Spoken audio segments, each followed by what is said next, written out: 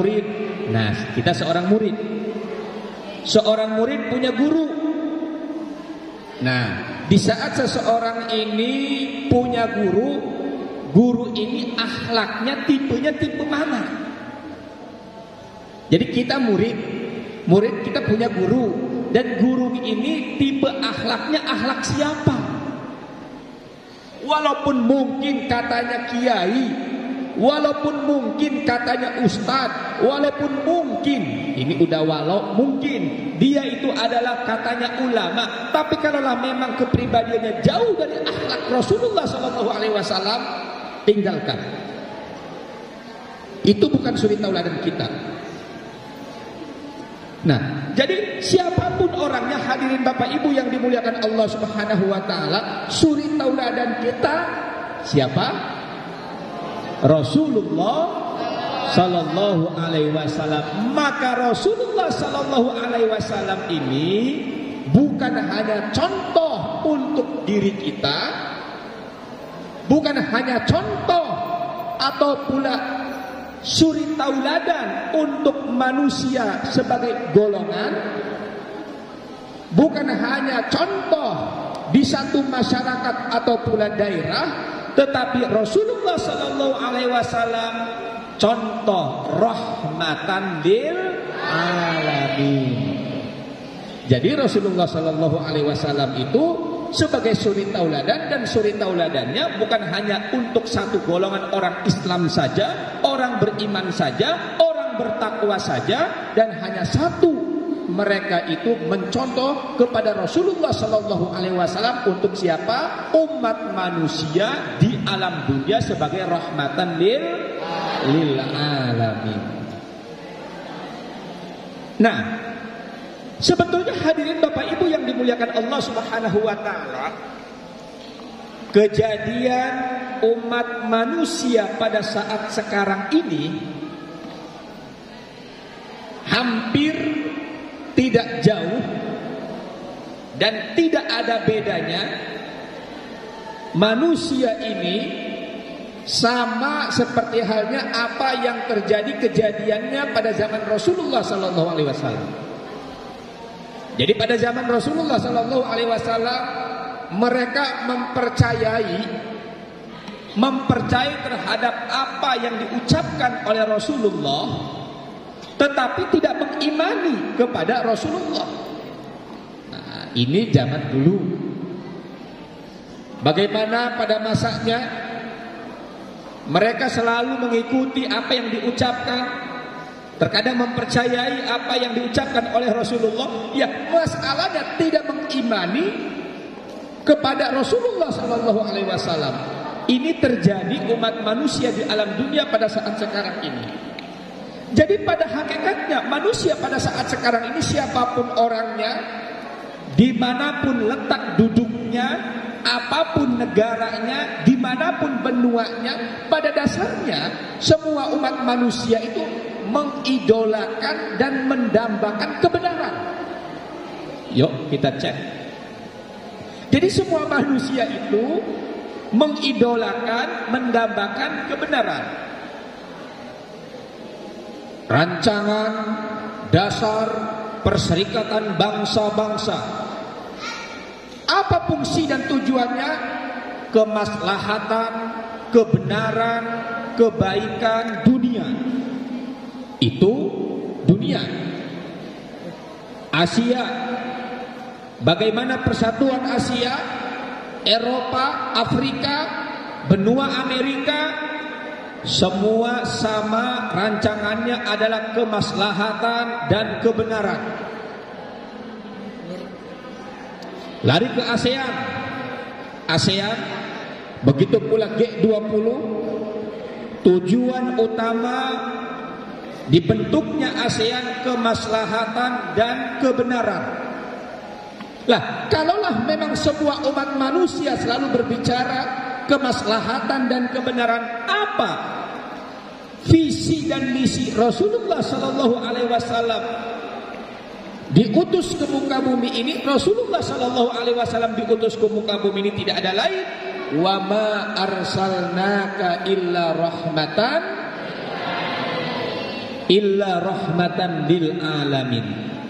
Apa kata Allah Subhanahu wa taala, tidak kami utus engkau wahai Muhammad, wa ma arsalnaka illa rahmatan lil alamin, kecuali rahmah kasih sayang. Makna rahmah dan kasih sayang adalah menjunjung tinggi umat manusia, menjunjung tinggi kebenaran, dan menjunjung tinggi kemaslahatan. Itu makna dari rahmatan lil alamin. Mereka semua mempercayai apa visi dan misi Rasulullah sallallahu alaihi wasallam, tapi yang menjadi masalahnya adalah mereka tidak iman kepada Rasul, tidak iman kepada Rasulullah sallallahu alaihi wasallam. Bagaimana Fir'aun? Apakah dia itu mempercayai kebenaran, percaya terhadap kebenaran? Namrud dengan cerdas pintarnya mempercayai terhadap kebenaran. Hanya permasalahan karena ngerasa dirinya adalah paling hebat, ngerasa dirinya paling benar. Nah, itu masalahnya. Sehingga imannya bukan iman kepada Allah Subhanahu wa taala yang diajarkan oleh para nabi dan rasul pada zamannya, sehingga ia iman kepada pribadinya. Nah, sekarang ini di negara kita, apakah dari berbagai mazhab, apakah dari berbagai bentuk partai, apakah dari berbentuk golongan, ia mempercayai kebenaran Al-Quran?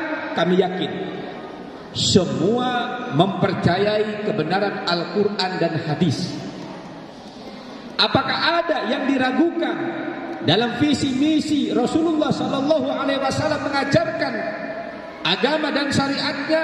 Kami yakin tidak ada satupun manusia dan golongan yang mampu meragukan kebenaran Rasulullah sallallahu alaihi wasallam.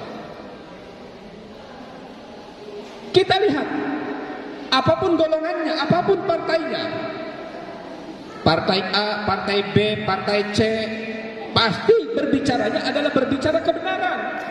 Berbicaranya adalah berbicara kemaslahatan, menjunjung tinggi hak asasi manusia.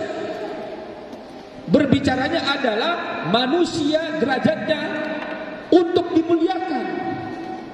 Tetapi permasalahannya, saudara-saudariku para hamba Allah, kenapa yang terjadi berbeda dengan yang ia ucapkan? Karena masalahnya dia tidak iman kepada Rasulullah sallallahu alaihi wasallam, hanya mempercayai kebenaran Rasulullah tetapi tidak iman kepada Rasulullah. Imannya ke siapa? Iman kepada dirinya. Jadi sama dengan masa waktu zaman dahulu, zamannya Fir'aun, zamannya Qarun, zamannya Namrud. Iman kepada dirinya, sehingga dirinya yang merasa benar, sehingga dirinya yang merasa hebat. Karena dirinya merasa benar, dirinya merasa hebat, dirinya merasa mampu, merasa dirinya merasa benar, merasa hebat, merasa mampu, sehingga dirinya pengen dituhankan. Apalagi sudah jelas bahwa presiden batasnya 2 kali dipilih. Tidak boleh 2 kali, tidak boleh 3 kali. Cukup berapa? 2 secara konstitusi. Tapi ada yang memaksakan, pengen 3 kali dengan dasar bahwa banyak pekerjaan yang belum diselesaikan.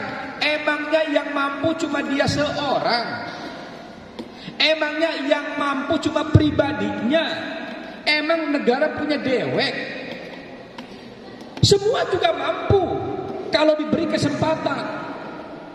Semua juga mampu kalaulah memang seseorang masih menghormati kepada yang lain.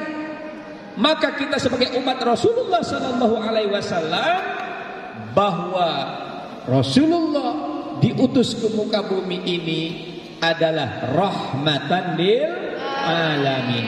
Dan rahmatan lil aminnya Rasulullah sallallahu alaihi wasallam bukan hanya untuk kita, bukan hanya untuk golongan, bukan hanya untuk siapa, tetapi untuk umat manusia seutuhnya, seluruhnya yang ada di alam dunia. Makanya hadirin Bapak Ibu yang dimuliakan Allah, saudara-saudariku